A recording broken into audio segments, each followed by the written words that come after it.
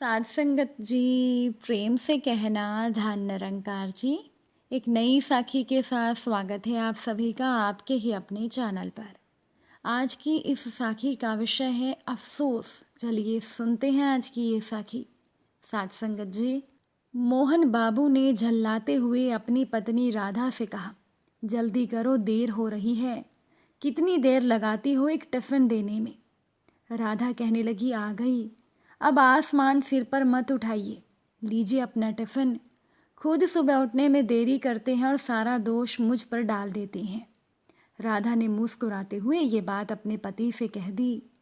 अब मोहन बाबू ने आनन फानन में अपनी कार स्टार्ट की और सोसाइटी के मेन गेट की ओर निकलने लगे।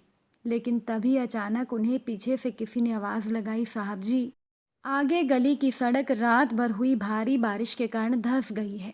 गाड़ियां नहीं पार हो पा रही हैं। बस किसी तरह से लोग पैदल मुख्य सड़क तक जा पा रहे हैं।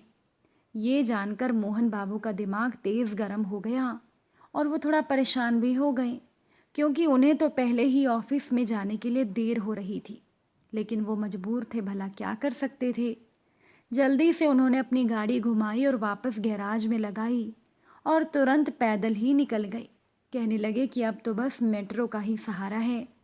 सड़क जहां धंसी हुई थी वहां से बचते बचाते किसी तरह से पैदल ही आगे निकलकर मोहन बाबू ने हड़बड़ी में एक रिक्शे वाले को आवाज़ लगाई, अरे भाई, मेट्रो स्टेशन चलोगे क्या। रिक्शा वाले ने जवाब दिया, क्यों नहीं साहब, ज़रूर चलूँगा, लेकिन पूरे 50 रुपये लूँगा। मोहन बाबू ने कहा, तुम लोग भी मजबूरी का फ़ायदा उठाती हो। किराया 40 रुपये है और आज तुम 50 मांग रहे हो। लूट लो, जब तक आपदा में अवसर है। मोहन बाबू ने गुस्से में ये सब रिक्शे वाले से कह दिया और फिर कुछ बुदबुदाते हुए मोहन बाबू बेमन से ही लाचारी में रिक्शा पर बैठ गए और रिक्शा वाले को चलने का इशारा किया। रिक्शा वाले ने आदेश पाकर अपने पैरों से पैडल को दबाया और फिर रिक्शे की चेतना शून्य पहियों ने गति पकड़ ली। अब इसके बाद मोहन बाबू ने कहा, थोड़ा मेट्रो स्टेशन तक जल्दी चलना भाई, पहले ही मुझे बहुत देर हो चुकी है। लेकिन ये बताओ कि आज थोड़ी सड़क क्या क्षतिग्रस्त हो गई, तुम लोग भी लगे लूटने। हद है यार मौका परस्ती की, मोहन बाबू ने कहा। रिक्शा वाले ने कहा, ऐसा नहीं है साहब, मैं थोड़ा मजबूर हूँ और साथ ही हालात का मारा भी हूँ। मोहन बाबू ने जानना चाहा, ऐसी भी क्या मजबूरी कि तुम दिन दहाड़े डाका डालने लगे हो। रिक्शा वाले ने कहा, साहब दरअसल 5 दिन पहले एक हादसे में मेरे छोटे भाई की बेहद दर्दनाक मृत्यु हो गई थी। उसी के श्राद्ध कर्म के लिए 2000 रुपये की तत्काल ज़रूरत आन पड़ी। इसीलिए सोचा कि आप जैसे सवारियों से ही कुछ निकाल लूँगा, और अगर फिर भी जुगाड़ ना हो पाया तो अंत में मैं इस रिक्शा को ही बेच दूँगा। मोहन बाबू ने अपनी आंखों को नचाते हुए कहा, अब लगे फिल्मी कहानी गढ़ने, तुम जैसे 2 नंबरी लोगों के रग रग से वाकिफ़ हूँ मैं। रिक्शा वाले ने कहा, ऊपर वाले की सौगंध साहब, मैं कभी झूठ नहीं बोलता। मुझे अपने छोटे भाई से इतना प्यार था कि उसके कारण ही आज तक मैंने शादी नहीं की कि कहीं बीवी बच्चों के चक्कर में मेरा प्यार ना बट जाए। रिक्शा वाले ने ये बात बड़े ही धीमे स्वर में कही।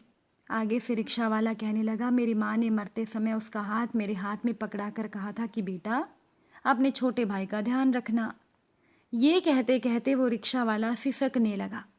मोहन बाबू के होठ फिर हिले, अच्छा तो ज़रा ये भी बताना कि आखिर तुम्हारा भाई मरा कैसे।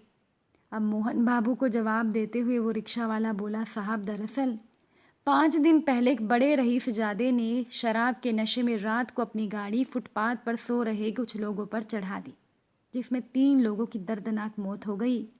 उनमें बाकी के 2 बदनसीबों के साथ मेरा भाई भी था। यहाँ सिर्फ कब्रों पर ताजमहल है साहब, एक टूटी छत को जिंदगी तरसती है हम जैसों की। रिक्शा वाले ने कहा। ये सुनकर मोहन बाबू का माथा टनका और वो मन ही मन सोचने लगे, अरे हाँ, ये खबर तो मैंने अखबारों में पढ़ी थी। उसके बाद मोहन बाबू कुछ पल के लिए गहरे चिंतन के सागर में गोताखोरी करने लगे, मानो अचानक उनके मुंह से शब्द गायब हो गए और बेहद गहरी खामोशी उनके इर्द गिर्द मंडराने लगी। फिर रिक्शा वाला बोला, चलिए साहब, आ गया मेट्रो स्टेशन।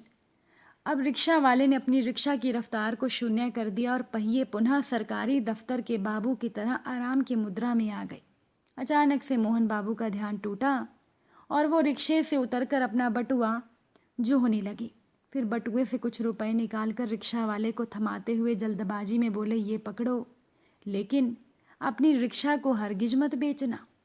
दोनों ने एक दूसरे की आंखों में 2-3 सेकंड तक देखा।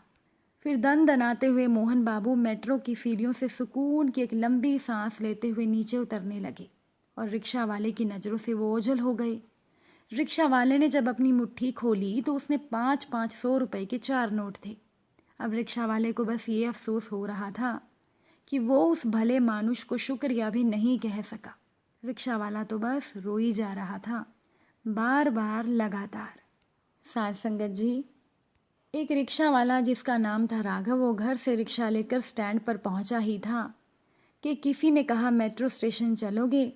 इन शब्दों ने जैसे राघव के कानों में शहद घोल दिया। वैसे ऐसा कभी कभार ही होता था कि पहुंचते ही सवारी उसे मिल जाए। कई बार तो राघव को घंटों इंतज़ार करना पड़ जाता था। राघव ने कहा, हाँ बाबूजी, क्यों नहीं, बैठिए। अब उस व्यक्ति ने कहा, कितना लोगे? राघव ने कहा, 20 रुपये।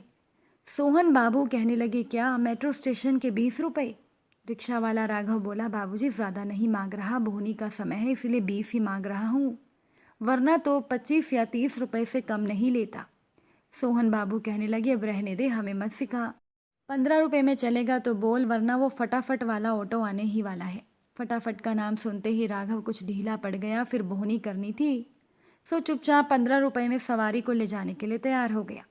सवारी के बैठते ही राघव ने चला दिए पैडल पर पैर। मेट्रो स्टेशन पहुंचकर सवारी यानी सोहन बाबू जब उसे 50 रुपये का नोट देने लगे तो राघव ने खुला नहीं होने की बात कही और कहा, 10-10 के नोट तो हैं, पर 5 रुपये का नोट या सिक्का नहीं है। ये सुनकर सवारी यानी सोहन बाबू ने बुरा समूह बनाया। कहने लगे, अच्छा तो तेरे पास अब 5 रुपये खुले नहीं हैं? मैं सब समझता हूँ, लेकिन मैं भी कम नहीं हूँ। कहते हुए सवारी पास ही वाले पान की दुकान पर चली गई। पान वाले ने सोहन बाबू को कुछ लिए बगैर खुले पैसे देने से मना कर दिया। तो इस पर सवारी यानी सोहन बाबू ने कहा, मैं ये पान वान खाता तो नहीं हूँ, पर 5 रुपये का कुछ भी दे दे, रिक्शा वाले को किराया देना है। पान वाले ने सवारी को एक गुटखा देते हुए बाकी के खुले पैसे पकड़ा दिए। सोहन बाबू ने गुटखा फाड़कर मसाला मुंह में डाला, राघव को 15 रुपये पकड़ाए और चल दिए अपनी राह। राघव उदास आंखों से उस 5 रुपये के गुटके के पाउच को देख रहा था। 5 रुपये जो उसका जायज हक था। सवारी उसे देने के बजाय उससे एक गलत आदत की शुरुआत कर गई थी, वो आदत जो उस सवारी के शरीर और पैसों के लिए खतरनाक है। साथ संगत जी, कभी कभी हम अपने अहंकार और जिद में खुद को नुकसान पहुंचा सकते हैं, पर किसी गरीब की मदद करना या उसे उसका हक देना हमें मंजूर नहीं होता। इसीलिए सभी के प्रति विनम्र रहें, किसी गरीब से जिद की लड़ाई ना लड़ें, क्योंकि वो बेचारा गरीब तो पहले से ही पेट भरने की लड़ाई लड़ रहा होता है। अगर आज की ये साखी आपको अच्छी लगी हो, वीडियो को लाइक शेयर ज़रूर कीजिएगा। आप सभी से फिर मुलाकात होगी नई साखी के साथ। साथ संगत जी, प्यार से कहना, धन निरंकार जी।